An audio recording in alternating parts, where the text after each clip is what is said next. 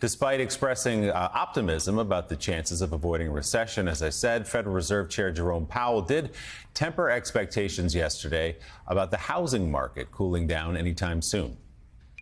I think we've got a ways to go to get back to balance with existing homes. There are many people who have low-rate mortgages, and whereas they might want to sell in a normal situation, they're not going to because they have so much value in their mortgage, which means that supply of existing homes is really, really tight, which is keeping prices up. Later this morning, the White House will announce a new program that aims to lower housing costs and boost supply. For more, let's bring in U.S. Secretary of Housing and Urban Development, Marcia Fudge. Secretary Fudge, it's so great to have you with us here in New York. So tell us more about this program and how it aims to make housing, which has gotten very expensive, as you know, affordable for more people in this country. Thank you so much for having me, Willie. And let me just say that everybody in the country knows we have a crisis of affordable housing. But the only way to get costs down is to assist developers and builders in building more homes. If we don't put more supply on the market, the prices are not going to go down. So what we are announcing today is that there's going to be a notice of funding for $85 million for communities to apply to say, help us find ways to deal with our zoning and our restrictions so that we can streamline the process. Just on yesterday, I was in Birmingham, Alabama, one of 8 cities where we are giving out $50 million grants to assist them in rehabilitating and reviving neighborhoods. So in Birmingham alone, it's going to put 1,000 new homes on the market. We are looking at ways to reduce interest rates for builders. We have resources to maintain and preserve the housing we have. And so today, the White House is going to really show people that Bidenomics really does work. By us infusing resources into our communities, we are finding ways to build more housing. Willie, we are 1.5 million housing units short in this country today. The only way to get the cost down is to build more housing. So what is the impact, Secretary Fudge, of the housing shortage? In other words, if you have a community like Birmingham that just doesn't have enough housing for the people who need it, how does that impact a city, which is what you're trying to remedy here? Without the housing, you find a number of things. One is young people are not buying homes. Young people can't even rent anymore, so they're staying at home with their parents. You have more people who are rent burdened, who are spending as much as 50% of their income on rent or mortgages. We're not doing as many mortgages because people can't afford to buy homes. It is also pushing some people to the street.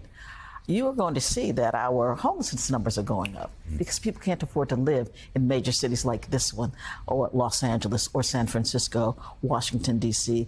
It is a major problem, and it is creating for people the inability to do anything else because they're spending all their money on rent.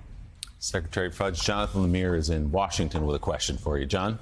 Good morning, Secretary. I wanted to actually return to the topic of homelessness. As you just said, it's not just a more visible problem. The numbers back it up, and it's on the rise in many, many major cities across this country. So can you walk us through some of the plans that HUD has to try to deal with homelessness, to try to provide shelter for these people?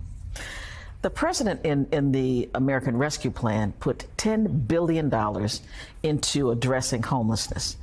Then there's an additional, we put in vouchers back on the street. We are talking with communities every day about how we can assist. But when you start to talk about the numbers, the sheer numbers, in the greatest nation in the world, to have 500,000 people sleeping on the streets is a lot. So we are putting resources to unsheltered homelessness. Tens of billions of dollars are going into these resources.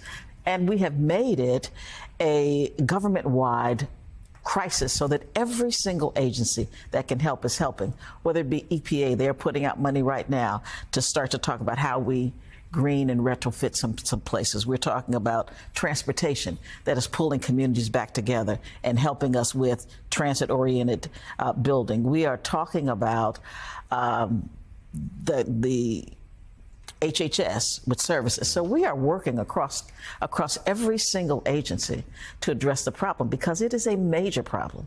People don't like to talk about it, but it is a major problem. Think about senior citizens who are on fixed incomes. We don't have enough senior housing in this country. And the housing we do have, people can't age in place because of the way that it was built.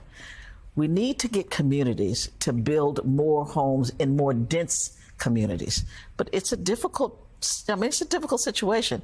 That's why we're putting out this $85 million notice of funding today, to say to them, you can make building homes for seniors better. You can make building homes for families better, because families and children are living on the streets. Local governments, states, all kinds of groups can apply for this funding. It's called the Pathways to Removing Obstacles to Housing, or PRO. Housing will be announced today. That's right. Thank you for being here to walk us through it. We appreciate it. Secretary of Housing and Urban Development, Marcia Fudge, thanks for your time today. Thank you so much. Nice to see you.